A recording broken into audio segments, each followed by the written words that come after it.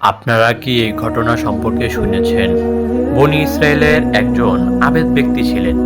তার গোত্র তার নিকট এসে বলল, এখানে একটি সম্প্রদায় রয়েছে যারা বৃক্ষের উপাসনা করে এবং আল্লাহর সাথে শিরক করে।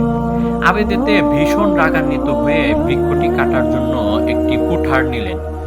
পথে বৃদ্ধ বেশে ইবলিশ তার সাথে সাক্ষাৎ করলো এবং তাকে বলল, তুমি কোথায় যাচ্ছ? আবেদ বলল, আমি সেই বৃক্ষটি কাটতে যাওয়ার ইচ্ছা করছি। আল্লাহকে বাদ দিয়ে মানুষ যার উপাসনা করছে। তখন ইবলিশ বলল, আমি কখনোই তোমাকে সেটি কাটতে দেব না। এই ব্যাপারে ইবলিশ আবেদের সাথে বিবাদে লিপ্ত হলো। আবেদ তাকে পরাজিত ও ধরাশায়ী করলেন।